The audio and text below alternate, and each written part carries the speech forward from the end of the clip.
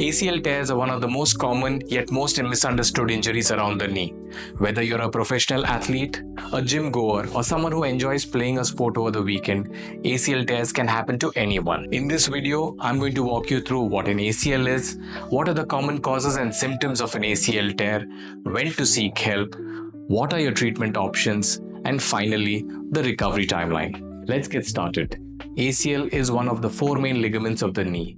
Its job is to maintain the stability of the knee, especially while jumping, running, pivoting, or while suddenly changing directions.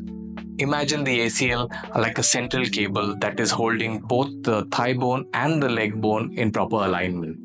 When this ligament tears, the knee becomes unstable, making everyday movement difficult and risky. Most ACL injuries are non-contact. You could land awkwardly from a jump, or you could suddenly twist your knee with your foot planted on the ground, or you could injure the knee while suddenly stopping while running at full speed. That's why we see ACL tears not only in sports injuries but also following simple domestic injuries like slips and fall. The typical symptoms of an ACL tear are you will hear a loud pop or a crack sound following the injury, followed by severe pain around the knee. There will be swelling which will appear within 1 or 2 hours of the injury. People will find it difficult to walk, and some people experience a feeling of giving way or instability of the knee. In fact, some people manage to walk off the field, but the next day, the knee is painful, swollen, and unstable. If you experience any of these symptoms, do not delay.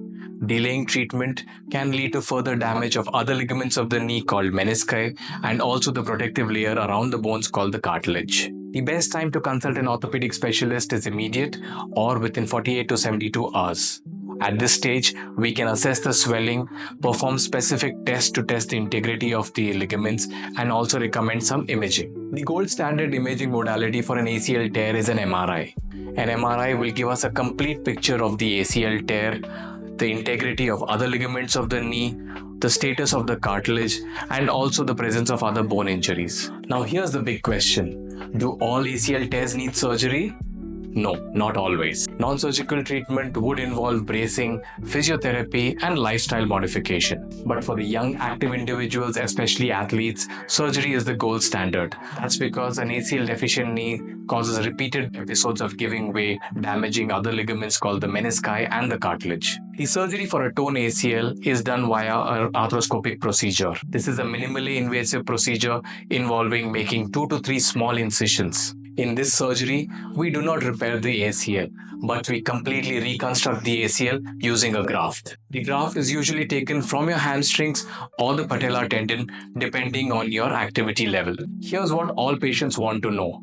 How long will it take for me to completely recover following an ACL surgery? Following surgery, you will be put through a physiotherapy and a rehabilitation protocol which lasts for a period of 5 to 6 months. The rehabilitation protocol focuses on improving the range of movement of the knee, increasing the strength of the muscles around the knee, and improving the gait and stability. An ACL tear isn't the end of your sports journey. Early diagnosis, correct treatment, and a structured rehabilitation plan are the 3 things that make all the difference between long-term stability and long-term damage. If you recently injured your knee, or you have been ignoring a pain and instability of your knee, it's time for you to get it checked. The earlier it is treated, the better are its outcomes.